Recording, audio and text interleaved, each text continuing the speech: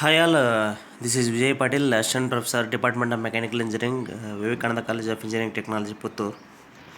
In this session, let us study how to control the electrical hazards.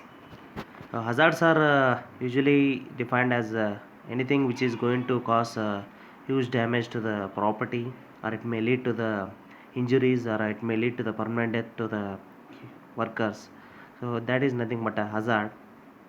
So hazard may be a mechanical hazard, it may be a chemical hazard, it may be a fire hazard, it may be a electrical hazard, or it may be sometimes a biological hazards. So hazards are various types are categorized, but in this session let us study the electrical hazards. So in the electrical hazards, basically due to electric shocks or so there is a any shock is in between the electrical circuits, or if the earthing is not properly maintained, or if any misconnections are done in the circuit, then it will lead to the electrical hazards. So in order to control that one, we have to follow some safety rules and regulations that were imposed by the OSHA. Employer must follow the OSHA electrical standards. That means uh, OSHA is a Occupational Safety Health Administration authority, and it will impose some safety rules and regulations to the electrical industries, or it may be electrical department, or it may be electrical department which is governed by the government, and that will impose us some safety rules and regulations, and that has to be followed properly not to avoid the electrical accidents. And it covers electrical installation, how to install the electrical connections, and what are the heights, and what are the safety to be maintained while installing the power lines, and how much voltage is to be provided to the houses or industries, or it may be for the agriculture purpose. So various applications oriented electrical installations are there, and these are governed by the OSHA rules and regulations. Subpart K includes four protective methods. That means electrical isolation, equipment grounding, circuit interruption, and safe work practices. Electrical isolation indicates whatever the electrical connections are there, that has to be isolated. That means the worker or operator who is going to work on a particular electrical machine or electrical circuit, or any operating switches are there, or electrical circuit board is there, that has to be isolated properly from the external environment like moisture or water content, and it is to be uh, safeguarded properly, so that there should not be any electrical shocks to the humans or any environmental aspects, and it should not cause any electrical accidents. So the people who are working in the electrical departments. And second one is equipment grounding. The equipment should be properly grounded, otherwise it will cause an electrical accident. And circuit interruption. Sometimes due to the misfunctions in the electrical circuit supply, or it may be due to improper earthing, it may be due to high voltage or low voltage, and in case of a rainy season there will be fluctuation in the electrical power supply due to lightning and thunders. So at that time, the circuit interruption device should be properly installed in between the circuits, so that the appliances, electrical appliances, will not be harmed. And the fourth one is safe work practices. The operator who is going to work on a particular electrical appliance, or a lineman, or any agriculturist who is going to work on an electrical power supply line, they should follow some safety rules and regulations. They should have safety work practices in order to avoid the electrical accidents. Let us see in detail one by one what are these electrical isolation, equipment grounding, circuit interruption, and safe work practices. Coming to the electrical isolation, we can be safe by keeping electricity away from us. That means whatever the electrical power supply is there, that should be isolated properly, not avoid the electrical accident or electrical contact. So for that one, we are going to provide insulations to the conductor, whatever the wires we are going to use in a power supply line, so that has to be insulated properly. So example is installation on a extension cord. So if you take a iron box extension cord or any cable or any power supply line, the wire is wounded with plastic or some uh, woolen materials and not over the electrical contact. So that is nothing but a insulation. Insulation materials are different. It may be made up of plastic, it may be made up of some fibers, it may be made up of some woolen materials. So these are acting as a insulation materials. And second thing, we have to elevate the conductors overhead power lines. Like I told, the high power line should be of several heights. Because of the induction, there may be chance of getting the electrical shocks. So high power lines which are going to carry some 1000 kilovolt, 11k kilovolt. So they are at a higher power heights, and whatever the power supply which is given to the houses, for that one we have to maintain some safe heights, and proper maintenance should be done to the power lines, and there should not be any miscontact between the two power lines that will cause a huge electrical accident. And we have to provide guards to the conductors by enclosing them. That means for example receptacle covers boxes or conduct in a mechanical industry or electrical industry. In order to supply power to the machines, there should be a power grid, power display units or power circuit boards will be there, huge power control rooms will be there. All the power circuit boards should be safeguarded properly. That means suitable box should be there, and there should be closing and opening cover should be there, and that should be free from the atmospheric moistures and all. So for that one we have to provide a safety guards and covers to the electrical boxes in order to avoid the electrical hazards. Coming to the insulator, like I told, insulators are of different materials. It may be plastic, it may be fiber, it may be woolen material, it may be rubber materials. Insulating the conductors involves to safeguard the workers from the electrically energized wires, and this insulation is done by rubber or plastic that has to be put on wires to prevent shocks, fires, short circuit, and from strain relief. And it is always necessary to check the insulation on equipment or cords before plugging in them. If you take a iron box, before plugging the iron box switch to the power line, we should check whether the cord is insulated properly or not, whether the cord material is weighed due to over long usage. We have to check them properly, otherwise it will lead to the electrical accident. Likewise, the electrical appliances, power lines, and whatever the conductors are there, that has to be insulated properly, and they should be properly plugged before going to use them. Remember, even a smallest defect will allow a leakage. And one more thing, if any conductor is not insulated properly, that will lead to the electrical leakage, and this is the electrical loss. And in the figure you can see the defective extension cords are there. You can see the plastic material is worn out, which has to be wounded on conductors, and these are the safety extension cords uh, defected. That means the outer extension cord material is weighed out due to the long usage.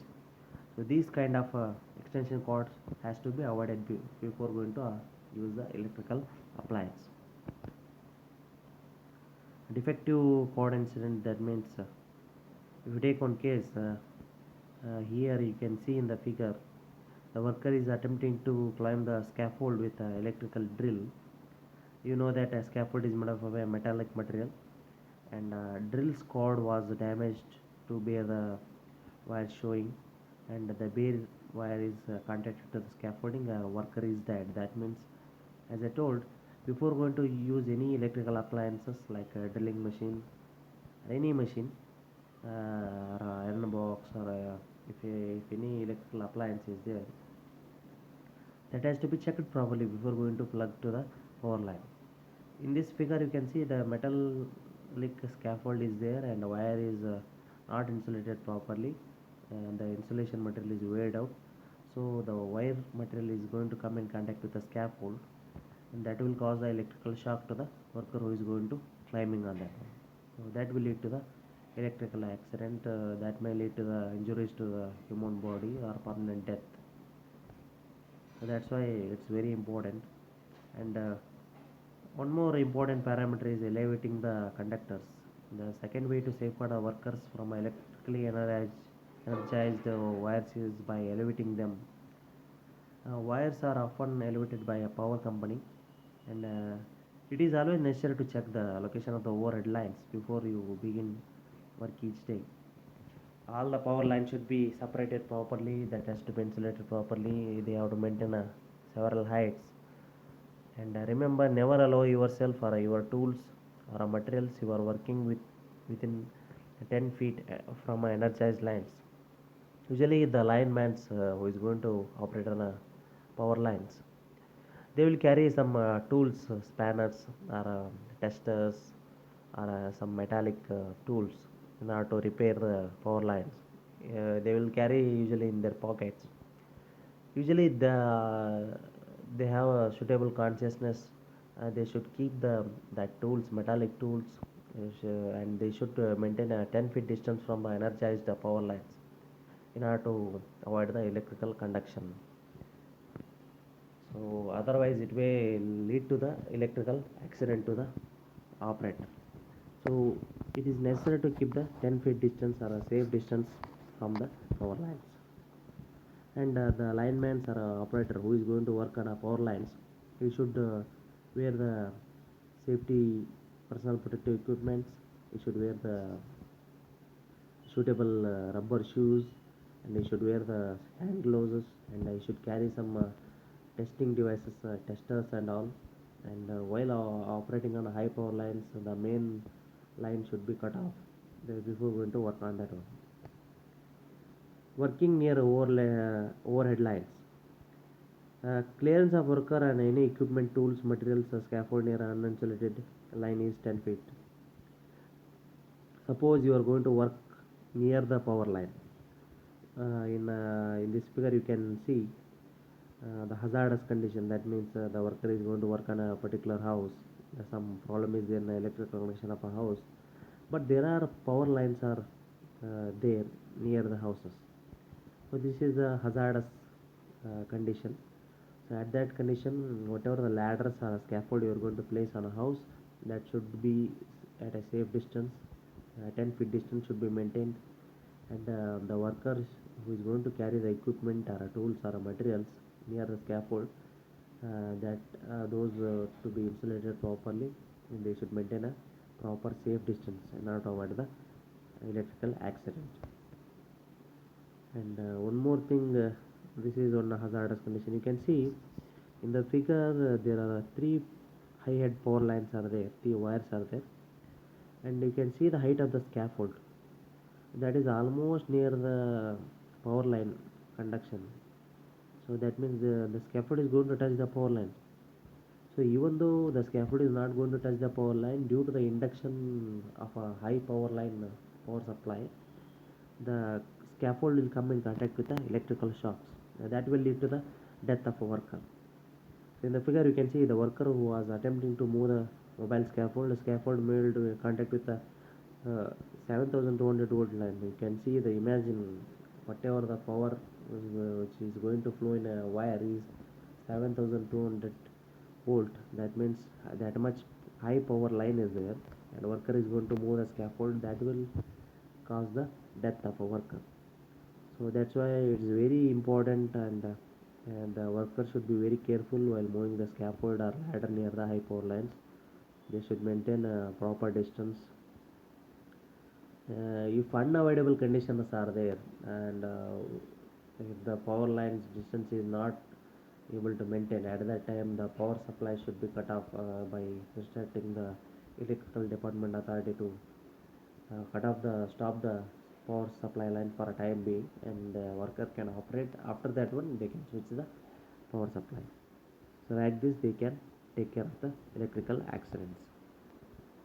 And guarding the conductors, the third way to scaffold or safeguarding or preventing the workers from electrical accident is providing the guards. And usually there will be electrically energized wires, and they should be guarded properly. And we should provide suitable covers, boxes, enclosures that has to be put around the conductors to prevent a worker in contact with the electrical power supply. And it is necessary to check that electrical boxes or panels that has to be covered properly, and they should be free from missing the knockouts. There should not be any electrical leakage, and there should be uh, suitably insulated material should be given to the wires, and all the circuit interrupters should be given to the power supply lines, not over the electrical accident. Remember, electrical equipment operating at 50 volts or more must be guarded properly. Usually, whatever the electrical appliance we are going to use in the houses, they will cross 50 volts, so that has to be safeguarded properly. So these are the hazardous condition pictures that will depict the severity of the electrical accidents.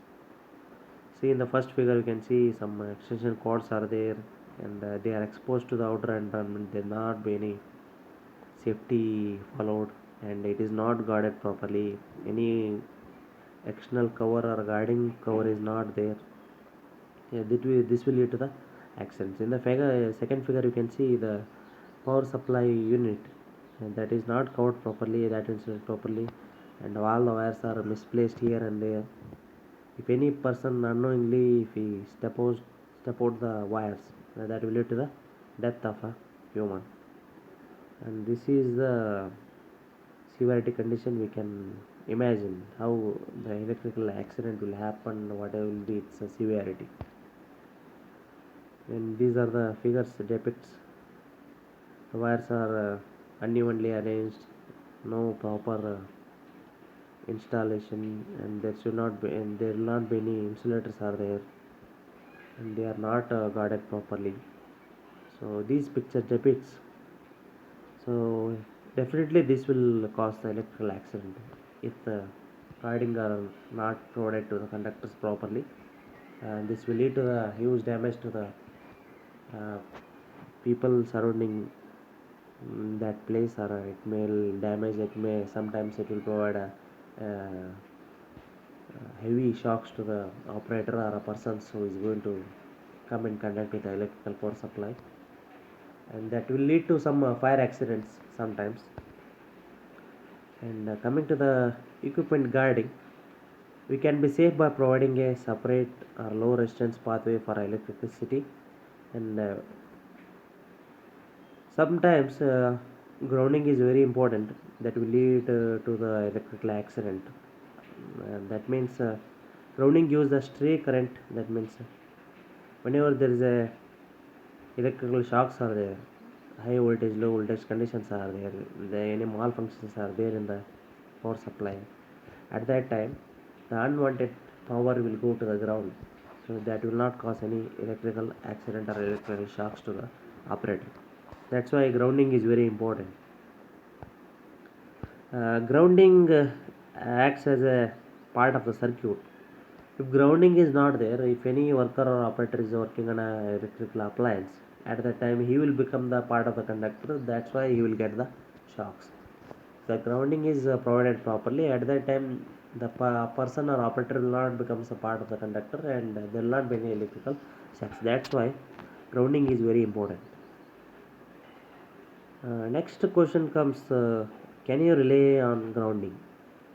Grounding will not work if the electricity can flow through more easily than the ground. This can happen when tool doesn't have a ground pin, or if you are working with a wet locations, or if you are touching the metal objects. At that time, grounding will not work.